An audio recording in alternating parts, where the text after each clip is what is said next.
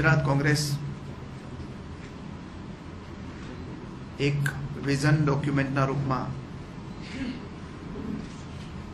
प्रजा विकास दर्शन 2012 हेठळ आज छठा मुद्दानी जाहेरात करी रही है અને એ શિક્ષણનો મુદ્દો છે।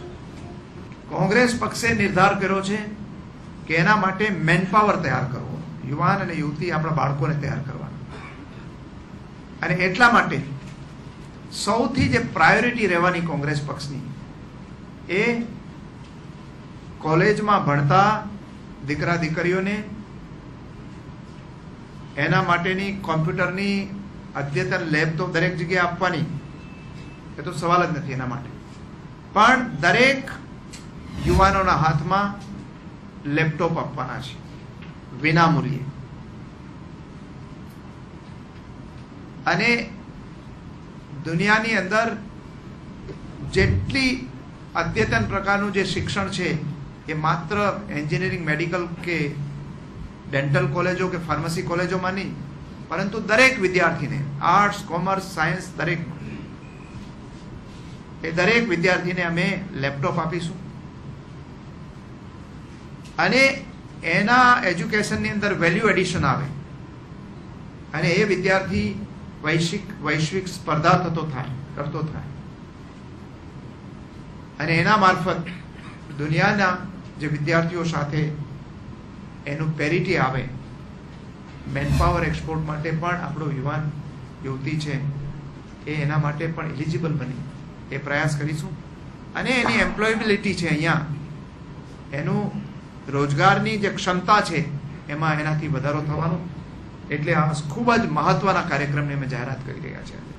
અમને ચિંતા છે કે હવે અમારા જેવા કેટલાય બાળકો એવા હશે કે જે ફીને કારણે નહીં ભણી શકતા, એના માટે જે આર્થિક રીતે નબળા લોકો છે, મધ્યમ વર્ગના લોકો છે, કારણ કે અત્યારની ફી તો મધ્યમ વર્ગને પણ પોસાતી નથી, એટલે એને છોડી દેવું પડે છે અભ્યાસ, એવા લોકો માટે અમે ફી છે સરકાર ભરે એવા લોકોની સ્વનિર્ભર કોલેજોમાં પણ 30% સુધીના બાળકોને એના માટે વિદ્યાનિધિની રચના કરીશું, અને એના મારફત એની ફી પણ ભરવાની વ્યવસ્થા થશે। અને શિક્ષણનું જે વ્યાપારીકરણ છે એ ખૂબ મોટે પાયે વધ્યું છે, એને અટકાવવા માટે ગ્રાન્ટેબલ કોલેજો, સરકારી કોલેજો એની સંખ્યામાં પણ અમે વધારો કરીશું। આ સરકારે આવ્યા પછી માત્ર સ્વનિર્ભર કોલેજો ઉપર જ શિક્ષણને છોડી દીધું છે, એમાંથી અમે બચાવીશું।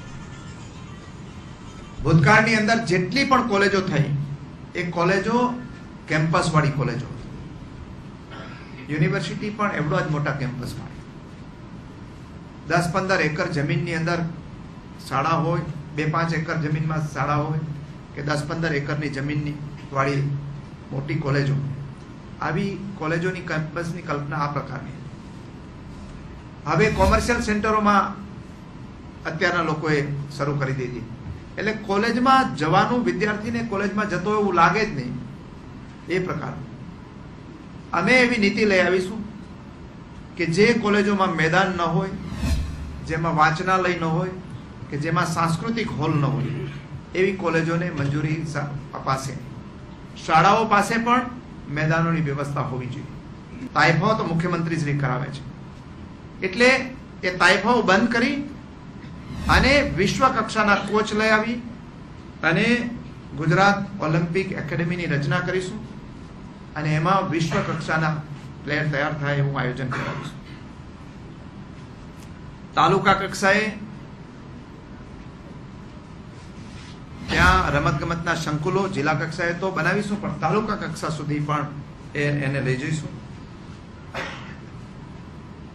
કે દરેક જે ખાનગી સ્કૂલો છે એ સ્કૂલોની અંદર 25% જગ્યાઓ છે, એ 25% જગ્યાઓ ગરીબ વર્ગના બાળકો માટે અનામત રાખવાના, અને એને ફ્રી ભણાવવાના, અને એની જે સરકારી ખર્ચ આવે છે એટલી ફી એ સરકાર એને આપવાની.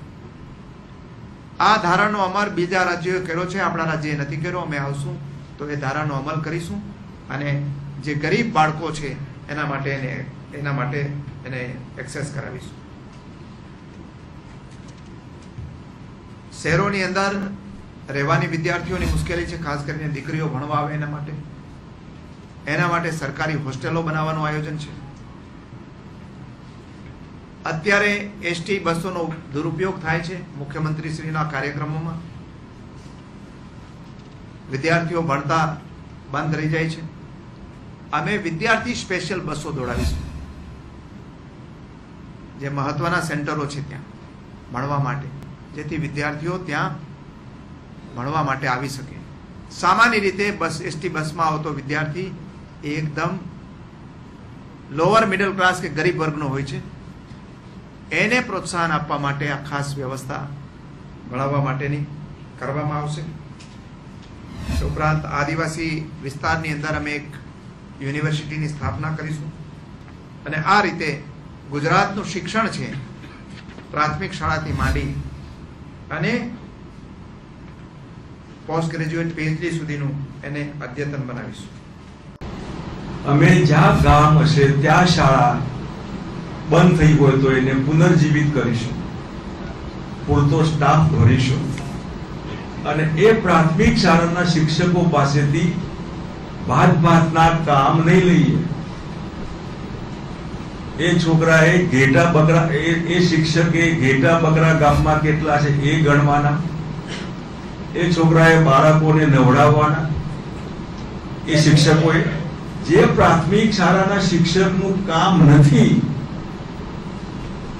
એવા કામ એ શિક્ષકોને સરકારી ગરીબ કલ્યાણ મેળાઓમાં કામે વળગાડવાના વગેરે વગેરે. આવા કોઈ કામ નહીં લેવાય. શિક્ષણ સિવાયનું કોઈ કામ આ શિક્ષકો પાસેથી લેવામાં નહીં આવે. 2012માં જો ગુજરાતની જનતા એની ભાવિ પેઢીને સારું શિક્ષણ મળે, તમામ સ્તરનું સસ્તું શિક્ષણ મળે, સ્ટેન્ડર્ડ વાળું શિક્ષણ મળે અને એ બધું મળ્યા પછી પણ યોગ્ય ઠેકાણે એને વ્યવસાય મળે, રોજીરોટી મળે, એના પૂરા પ્લાનિંગ સાથે અમારી વાતમાં ભરોસો હોય તો, અમારી વાતમાં વિશ્વાસ હોય તો ખૂબ હોમવર્ક કરીને લેસન કરીને આ મુદ્દો મૂક્યો. જરૂર 2012માં અમને 112 કરતા વધારે બેઠકો આપશે તો આ મુદ્દા બધા અમે દિલથી પ્રજાલક્ષી પાર્ટીના નહીં પ્રજા માટેના મુદ્દા અમલમાં મૂકીશું.